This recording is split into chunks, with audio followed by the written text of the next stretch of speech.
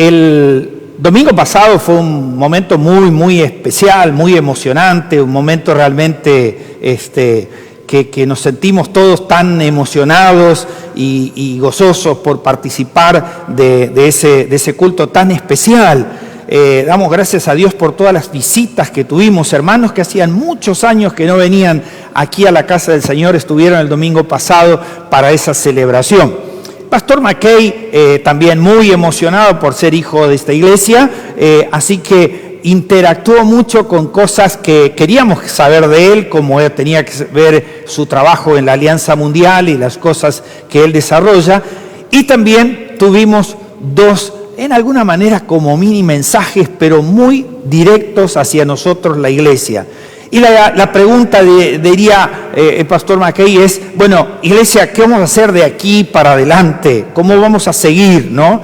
Y el desafío fue en la primera parte donde no estábamos todos, usando Colosenses 3:17, y se afirmó, yo les diría, se agarró fuerte de la palabra todo, ¿no? Y nos desafió así. Y después en el segundo mensaje, la Gran Comisión, invitándonos no solo a que nosotros seamos discípulos fieles del Señor, sino que nuestra tarea como iglesia es discipular. Y el viernes yo retomé el tema sacándole un título, Viviendo el Evangelio, y usé Romanos capítulo 1, versículo 1. 3 autodefiniciones del apóstol Pablo, ¿no?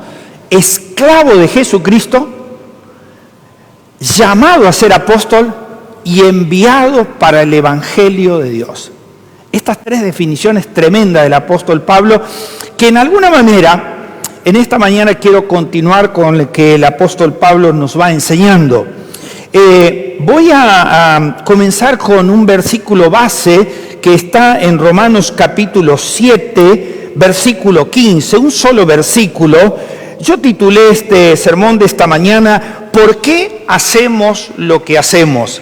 Y de alguna manera la idea es continuar con esta enseñanza que ya nos dejara el pastor Mackey. ¿Por qué hacemos lo que hacemos? Y el versículo 15 del capítulo 7 de Romanos dice de la siguiente manera: porque lo que hago no lo entiendo, porque no practico lo que quiero hacer, sino que lo que aborrezco, eso hago.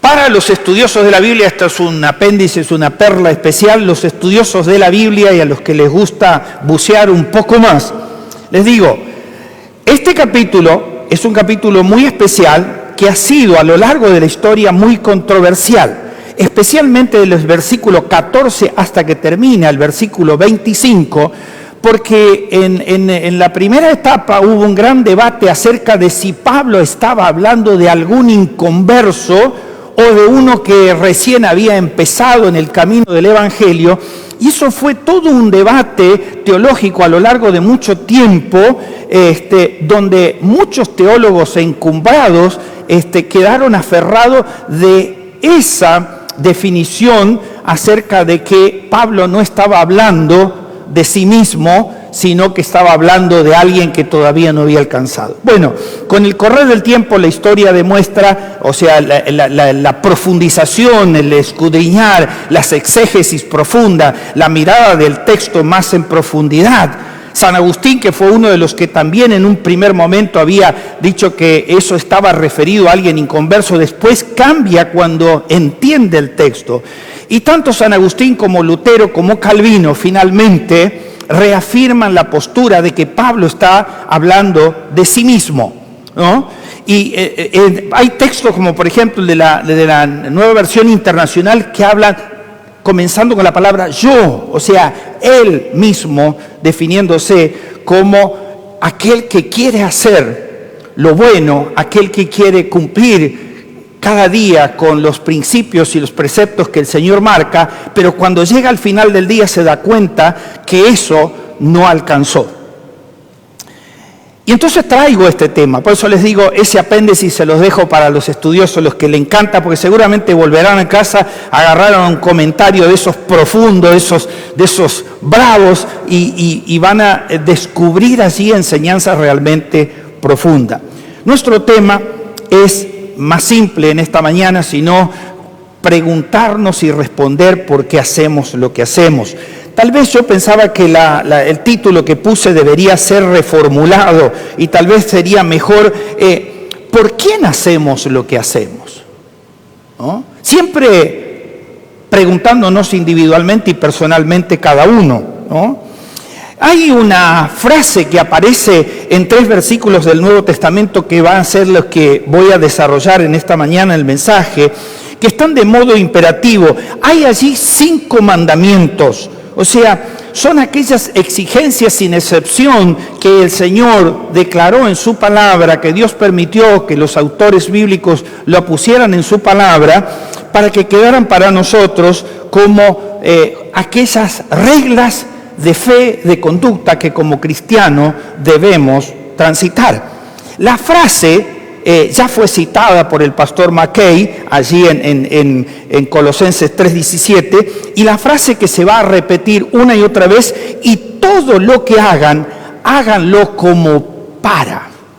Y ahí vamos a agregar cada uno de los para bíblico. Entonces, reformulando la pregunta, en primera persona diría: ¿por qué yo hago lo que hago? ¿Por qué usted hace lo que hace? O tal vez preguntarnos: ¿para quién hago lo que hago? ¿Para qué usted hace lo que hace? ¿No? Y por supuesto que aquí hay una relación intrínseca entre nuestra vivencia de cada día, nuestro trabajo, nuestra familia, nuestras relaciones interpersonales y nuestra relación personal con Dios, acerca de por qué actuamos de determinada manera. Yo me imagino que más de una vez a usted le ha pasado de que alguien que no le conocía por mucho tiempo y que había tenido alguna relación, algún trato con usted, le dijo: usted es distinto, usted tiene algo raro, no sé lo que tiene, pero usted tiene algo. Y ese algo es lo que vivimos. En alguna manera, cuando nos relacionamos con alguien, nuestra identidad como cristianos sale. O sea, aflora en nuestra conducta, en nuestra manera de hablar, en nuestra manera de pensar, en nuestra manera de juzgar. El pasaje que leí al principio hablaba de juzgar acerca de aquellos que comen algo o dejan de comer. Hoy está de moda los veganos y hay otro grupo más que ya se me va a venir a la mente. ¿Cómo son el segundo grupo? Los primeros son los veganos. ¿Los segundos? A ver, doctor, ayúdeme. Sáqueme del pozo. Los vegetarianos, gracias, ahí está. Bueno, entiendo que son grupos diferentes y están aquellos que somos carnívoros. O sea, nos hemos convertido, hemos cambiado toda nuestra estructura mental, nuestra condición espiritual, pero como que la carne en la comida nos sigue tirando, muy de argentino, muy de nosotros. Retomando el tema y volviendo entonces, yo entiendo que todos nosotros conocemos de alguna manera, y lo hemos recitado y lo hemos estudiado en la escuela dominical, los 10 mandamientos. Aquellos fundamentos que están en el Antiguo Testamento que marcan la vida y la ética de los cristianos. Es interesante que en Éxodo 20, allí donde usted encuentra los 10 mandamientos, cuando usted los lee, los mandamientos están puestos en negativo. O sea, no te harás imagen, no adorarás a dioses ajenos, no hurtarás, no darás falso testimonio. Todo está planteado en un no, que por supuesto tiene automáticamente un sí como responsabilidad. Ahora, en estos que vamos a ingresar en esta mañana, son diferentes. Son estas 5 mandamientos, que yo los defino de esa manera porque es aquello que la Biblia dice que debemos hacer. Por lo tanto, así como en el Antiguo Testamento encontramos los 10 mandamientos, estos 5 enseñan lo que sí debemos hacer, ¿no? Así que vamos a ver un poco estos 5 mandamientos que podemos considerarlos o definirlos de la siguiente manera: principios bíblicos absolutos para vivir la vida cristiana. Son principios muy conocidos por nosotros. La palabra la leemos permanentemente y encontramos estos principios repetidas veces a lo largo de la Escritura.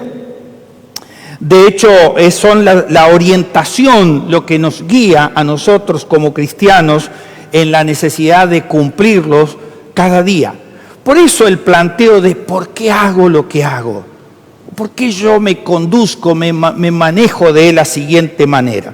Entonces vamos a estos 5 mandamientos. El primero, haced todo dando gracias a Dios. Primeramente decirles que los 5 mandamientos se dividen en 3 segmentos que van dirigidos a nuestra vida. La primera parte sería de manera personal, o sea, lo que Dios me enseña, me habla a mí de manera personal. Lo segundo tiene que ver con mi interrelación, o sea, cómo yo me conduzco con las personas con las cuales tengo algún tipo de relación, desde la convivencia y la vivencia con mi propia familia, con mi trabajo, mis amigos, mis compañeros de deporte, de música, de estudio, de lo que fuere. Y lo tercero es lo central, o sea, la interrelación espiritual que tenemos con Dios. O sea, cómo nos relacionamos con Dios de manera especial. Entonces, este primero dice hacer todo dando gracias a Dios. El pasaje de Colosenses 3:17, que ya fue leído varias veces, dice hacer todo dando gracias a Dios al Padre por medio de Él, o sea, refiriéndose a Jesucristo. El contexto amplía el significado de la frase con esto de ser agradecido. Hay una palabra que refleja esto en el idioma original, en el idioma griego de las Escrituras, que nosotros hemos dejado de usar porque es, en alguna manera, no sé si es correcta la expresión, es como propiedad de una denominación, por lo tanto nosotros a veces no lo decimos, y que es la palabra Eucaristía. Esa palabra original, traducida, por supuesto, es acción de gracia, es agradecimiento, ¿no? Es lo que usan tradicionalmente en la celebración de la Cena del Señor, que por supuesto tiene connotaciones espirituales y bíblicas diferentes. Pero no vamos a entrar ahí. Ahora, si continuamos un poquito más el versículo, Pablo dice a los colosenses que la palabra de Cristo habite en abundancia en ustedes. O sea, hago lo que hago porque hay algo en mi trasfondo mental, espiritual, en mi corazón, en las cosas que Dios ha ido corrigiendo en mi vida, que me hacen actuar de manera diferente, que habite en abundancia la palabra, con toda sabiduría, enseñándose y amonestándose unos a otros con salmos, himnos, canciones espirituales, cantando a Dios con acción de gracia en sus corazones. Y concluye el párrafo diciendo, y todo lo que hagan, de palabra o de hecho, háganlo todo en el nombre del Señor Jesús, dando gracias por medio de Él a Dios Padre. La palabra o las palabras sobresalientes aquí son gracias, por supuesto, y gratitud, que son las palabras que más los hijos de Dios repetimos en cuanto a nuestra condición y relación personal con Dios. Es interesante, acabamos de ofrendar al Señor, acabamos con toda libertad, dice, como nos hemos propuesto en nuestro corazón, sin obligación, hemos venido al altar y hemos traído nuestra ofrenda. Pablo en 2 Corintios 8, tanto 8, 9 y 10, Pablo hace una referencia muy especial acerca de los corintios que tuvieron una generosidad especial en ayudar a los hermanos necesitados de Jerusalén. Y Pablo usa estas 3 expresiones que usted encuentra en este capítulo 8. Dice el primero en 8:9 de 2 Corintios, conocen la gracia de nuestro Señor Jesucristo, que siendo rico se hizo pobre. El segundo párrafo dice en 9:8, poderoso es Dios para hacer que abunde en vosotros toda gracia. Y el tercer pasaje es muy interesante. Dice, gracias a Dios por su don inefable. Esa es la versión más antigua, más tradicional, la versión del 60. O sea, en toda la historia cristiana se ha vivido dando gracias y gratitud a nuestro Dios. Así que esa es una parte realmente importante y fundamental. La gratitud es algo que debe aflorar en nosotros en todo tiempo y en todo momento. Hay un antiguo libro, se llama Devocionales Clásicos, y allí hay reflejos de hombres y mujeres que a lo largo de la historia han dado su vida y han entregado su vida a servir al Señor. En ese devocional hay una persona reconocida como Teresa de Ávila. La reflejan como una fiel cristiana, a la cual ella se autodefinía como Teresa la pecadora. Y dice que cada vez que sus enemigos la atacaban, ella decía, menos mal que no saben todo lo mala que soy, ¿no? Dice, porque si no sería peor todavía la condición. Y en sus memorias escribió un libro que lo tituló Gracias a las misericordias de Dios es que tengo esa libertad. Y su vida, por supuesto, está escrita en ese libro de la vida. Realmente es importante de que nosotros consideremos eso como algo valioso. Quiero reflejar y continuar un poco acerca de algo fundamental para nosotros. En esta gratitud, esta mañana hemos cantado un himno precioso que reflejaba aquel momento histórico cuando hace 63 años se inauguró este templo, ¿no? Y realmente Dios fue tan generoso y los hermanos cantaron aquel precioso himno, Te lo amo, Lord. ¿Saben? En la historia de los himnarios hay muchas personas extraordinarias que tributaron honor a Dios con sus canciones o con sus poemas. Hay una niña, se llama ya por 1826 nació ella, se llamaba Fanny Crosby. Esta muchacha al poco tiempo de nacer quedó ciega. Y es muy interesante porque ella, lejos de deprimirse o abandonarse, decidió concentrarse en su ceguera en alguna manera y agradecer a Dios por todo lo que le pasaba. Si usted va al himnario bautista nuestro y también a los himnarios internacionales, encontrará muchos de los himnos que ella escribió. Más de 8.000 himnos escribió dando gracias a Dios. ¿Oh? A Dios sea la gloria es uno de los principales de esos himnos. Ahí tengo, menos mal que tengo el director de coro, porque si no, si digo algo fuera de lugar, después tengo que pagar el precio. Y otros tantos himnos que nosotros cantamos, ¿no? Que son himnos favoritos. Y Fanny decía en uno de sus poemas que daba gracias a Dios, mire qué cosa interesante, por su ceguera. Dice, lamentarme no puedo. Dice, sino todo lo contrario, estar lista para poder servir a Dios con eso que realmente Dios me ha permitido hacer. Así que la gratitud es algo que debe acompañarnos. Hacemos lo que hacemos porque somos agradecidos a Dios, porque Dios realmente nos ha bendecido de tal manera que nosotros queremos ser agradecidos. Estas personas que han vivido hace tanto tiempo y que Dios ha hecho maravillas en sus vidas, son la réplica en alguna manera de lo que Dios ha hecho en nosotros en este tiempo. Si usted mira su persona, su trasfondo, su situación actual, podrá ver a lo largo de su historia cuánta misericordia, cuánta gracia, cuánto amor Dios ha tenido con cada uno de nosotros, y eso nos lleva a ser agradecidos. Por eso hagamos todo, dice, dando gracias a Dios. Y yo creo que esa es una parte central y fundamental en la vida de nuestra persona y en la vida de aquellos que componemos nuestra iglesia.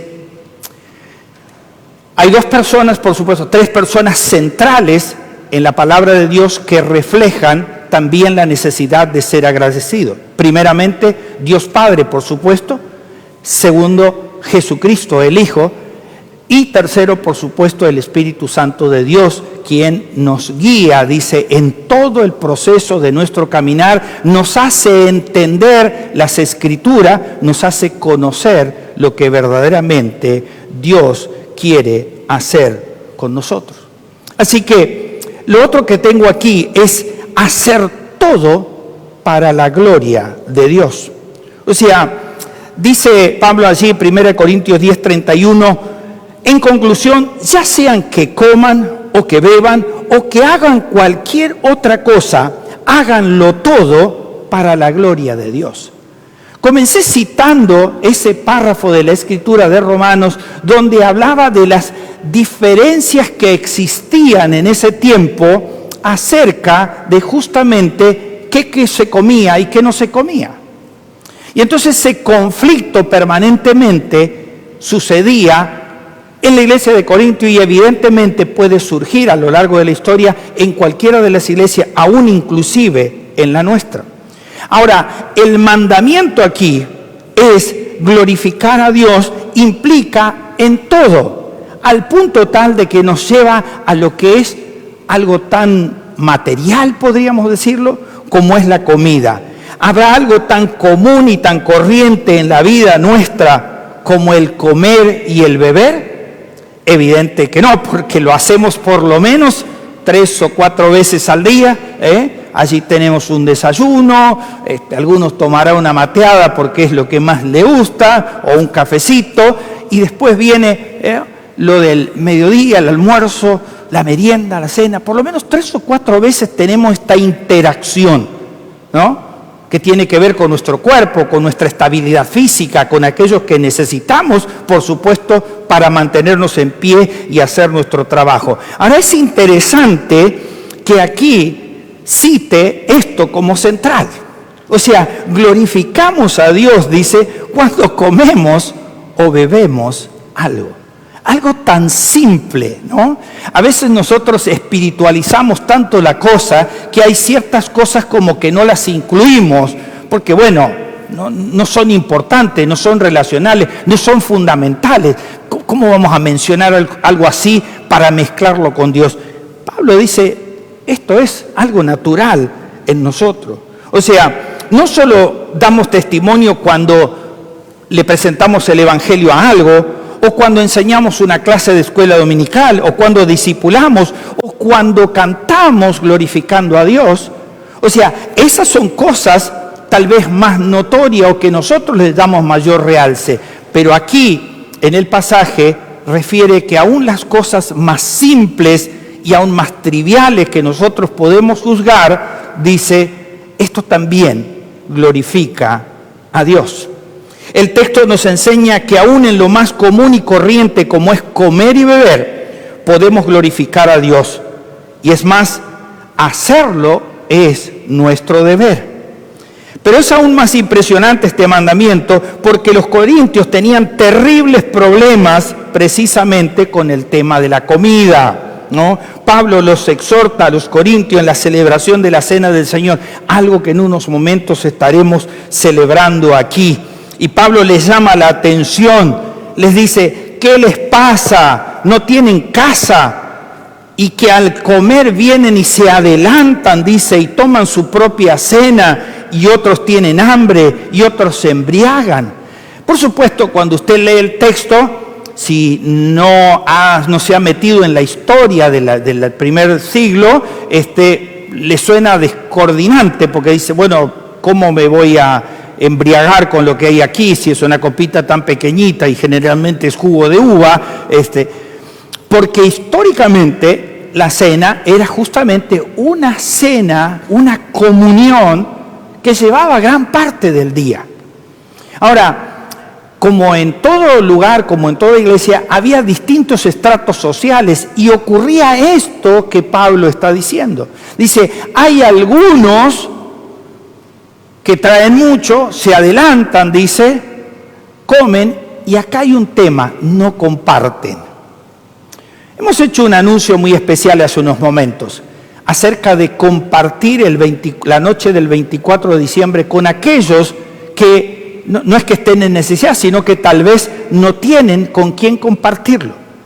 El Departamento de Acción Comunitaria está pensando y planificando también, tal vez antes de, por supuesto, de la Navidad, ahí unos días antes, estamos pensando tal vez será el 19 al mediodía, dar un almuerzo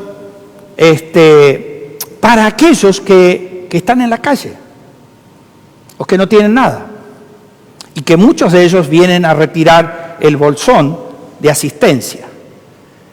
Y como una acción de amor para aquellos que están en una situación difícil, podamos hacer eso. Tal vez no es nuestra costumbre, tal vez no es nuestro estilo, tal vez pensamos, bueno, que lo haga el gobierno, pero ¿por qué no lo podemos hacer nosotros? ¿No? ¿Cuántas iglesias tienen ese compromiso con la sociedad? Porque si vamos a vivir el Evangelio, el compromiso está no solo internamente, sino también hacia afuera. Por eso nuestra misión, nuestra comisión, nuestra responsabilidad, y también discipulamos cuando compartimos comida, como es esa excepción o esa especialidad de lo cual queremos hacer. Ahora, este mandamiento regula toda la conducta cristiana y nos da el marco para examinar nuestra propia conducta.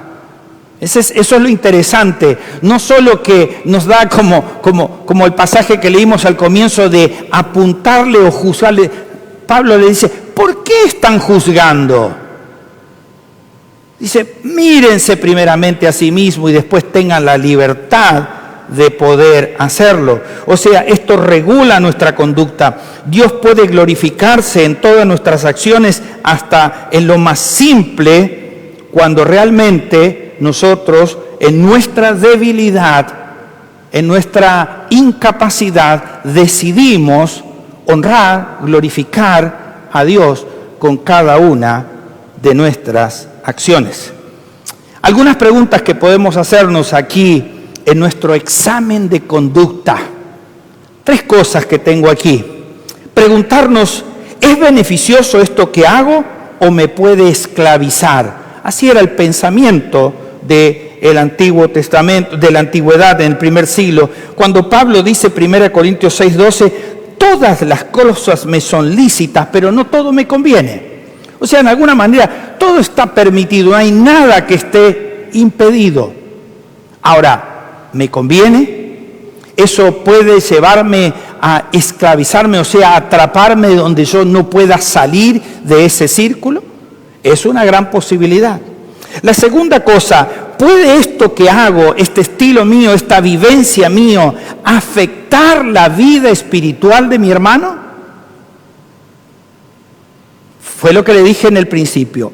Evaluar nuestra propia persona delante de Dios, nuestra interrelación con quienes compartimos y nuestra relación personal con Dios. Entonces Pablo dice aquí, 1 Corintios 8:13, por tanto, si la comida hace que mi hermano caiga en pecado, dice Pablo, no comeré carne jamás para no hacer pecar a mi hermano. No dice que se vuelva vegetariano, por las dudas. Dice, y cuando figura aquí, porque estamos en la relación de la comida con la glorificación a Dios, refiere a que cualquier cosa, cualquier acción mía que pudiera dañar, dice, la condición espiritual de mi hermano, que tal vez no ha avanzado en el desarrollo de la plenitud del conocimiento de las Escrituras, allí dice, yo tengo que considerar. Y si tengo que volver para atrás, dice, si no debo comer eso, quizás una de las cosas que más afecta en nuestra sociedad hoy tiene que ver con la bebida y con la bebida alcohólica, ¿no?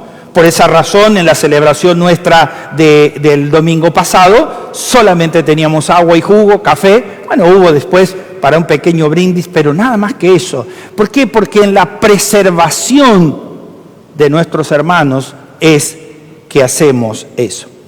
Y la tercera cosa que debiéramos preguntarnos aquí es, ¿sirve esto para edificar el cuerpo de Cristo?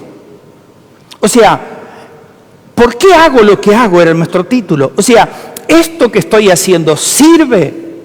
¿Edifica? Y Pablo nos dice, 1 Corintios 10:23, en verdad que todo está permitido, dice Pablo, pero no todo es provechoso ni edifica a los demás. Y ahí está la centralidad y la responsabilidad de nosotros con respecto a esto. Con respecto a realmente ser responsable frente a aquellos con los cuales interactuamos, compartimos, vivimos bajo el mismo techo. A veces se nos hace dificultoso transmitir las vivencias del Evangelio en nuestro propio entorno familiar, ¿no? Hay mucha resistencia, hay mucha confrontación. Vos porque vos crees eso. Bueno, la reacción debe ser de amor. Dice, no hagamos nada que no edifique. ¿Se me permite una pequeña broma? Sí. Se cuenta una historia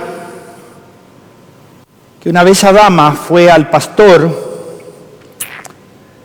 para decirle los problemas que tenía con su esposo.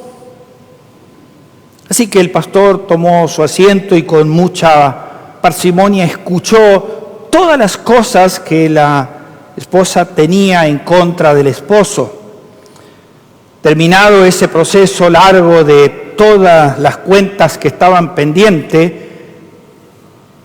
el pastor preguntó, ¿has amontonado ascuas de fuego sobre la cabeza de tu esposo? A lo que ella respondió, eso no lo hice nunca, aunque agua caliente le tiré varias veces.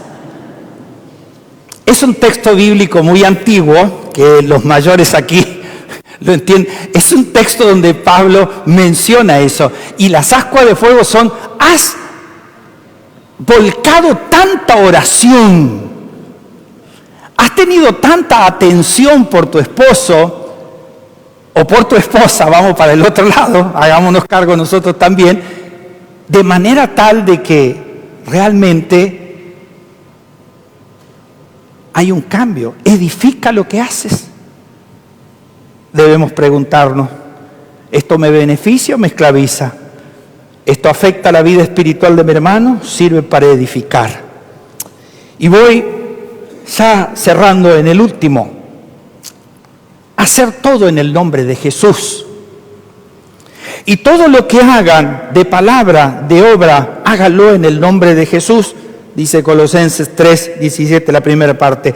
El contexto de este mandamiento describe en toda su amplitud la vida abundante que Dios desea que nosotros desarrollemos, y en particular con nuestras relaciones interpersonales. Ahora póngase a pensar esto de háganlo todo en el nombre de Jesús. Piense en las oraciones. Damos gracias por la comida, de lo que hemos recientemente hablado, y lo hacemos en el nombre de Jesús. Te damos gracias hoy por esta comida que tenemos.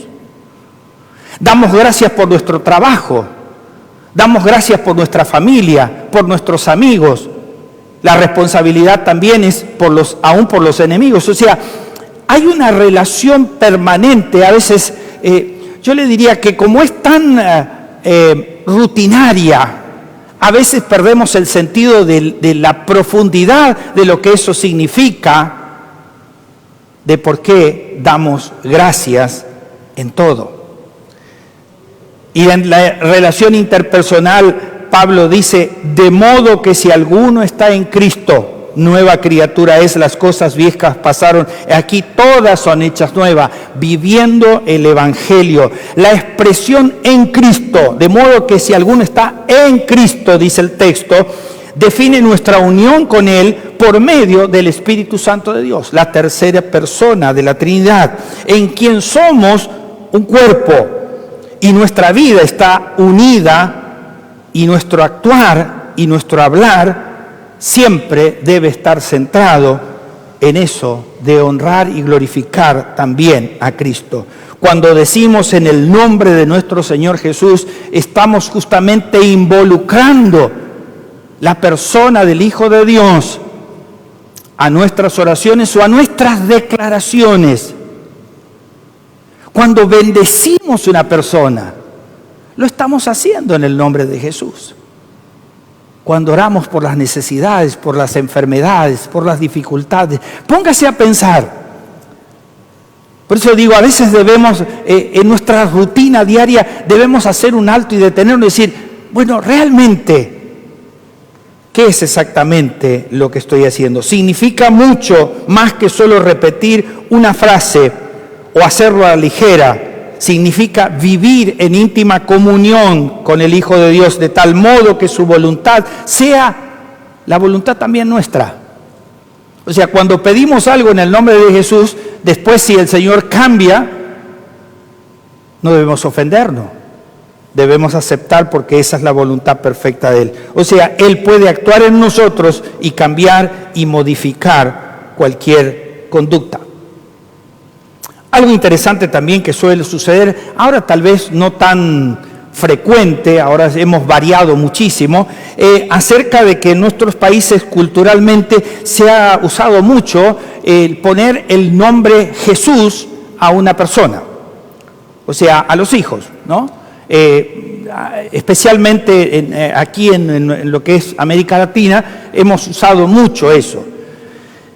¿Y a dónde voy con esto? Es que el nombre representa, como hemos estudiado ya alguna vez, el carácter de la persona, ¿no? Y a veces ponemos nombre, ¿no?, sin pensar que realmente estamos representando algo. Y cuando leemos ese párrafo de que todo lo que hacemos lo hacemos en el nombre de Jesús, entonces debemos entender de que muchas personas a veces llevan ese nombre, pero no honran su condición.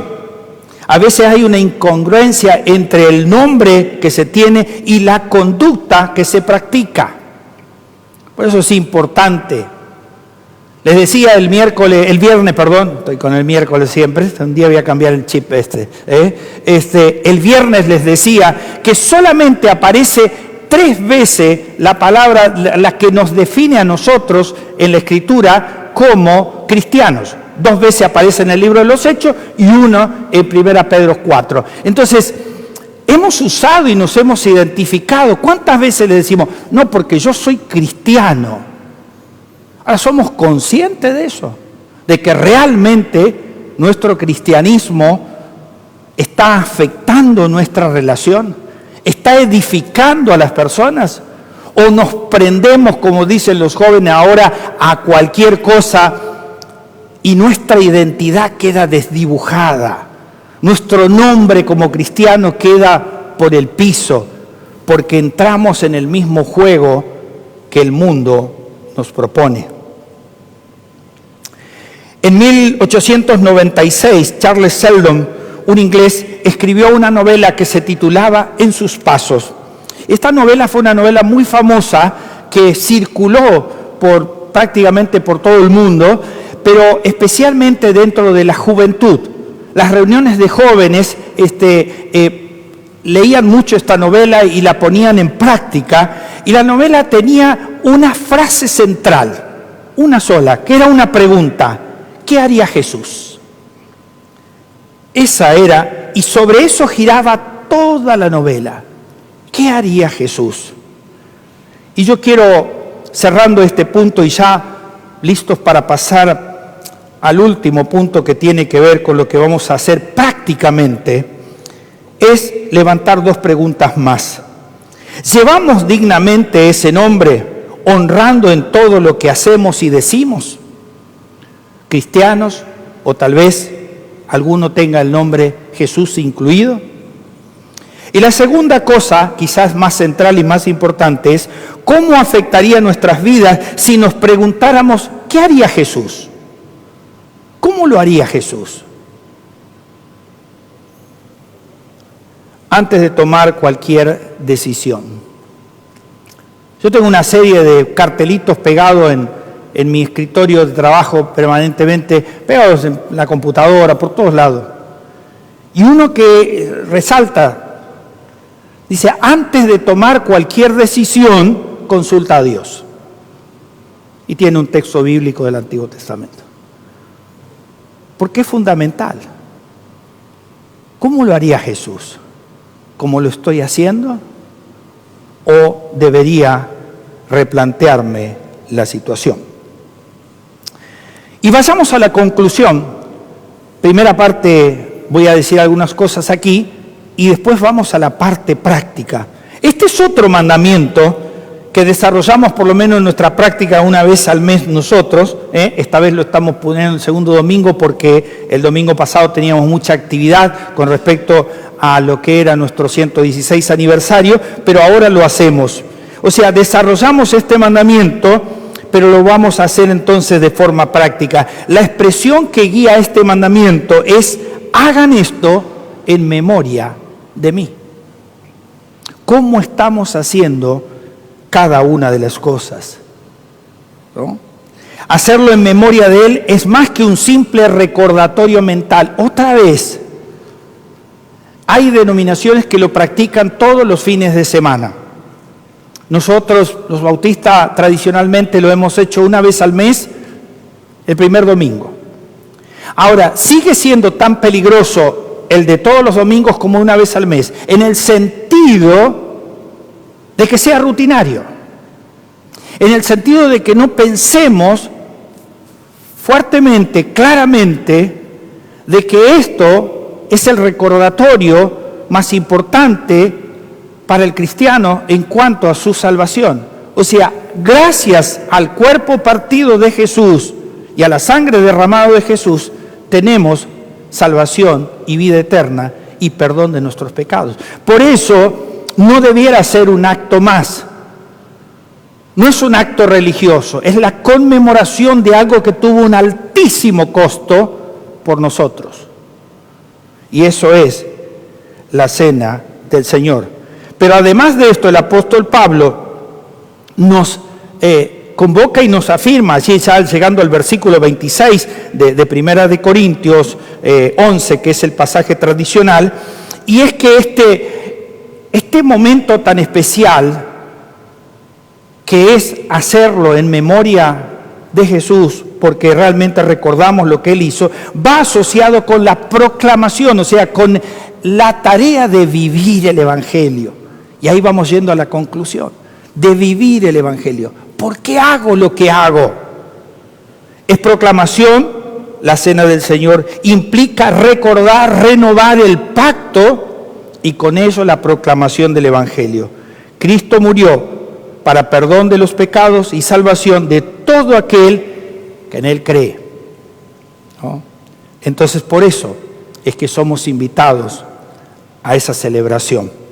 Concluyo con una frase y nos disponemos para la cena del Señor.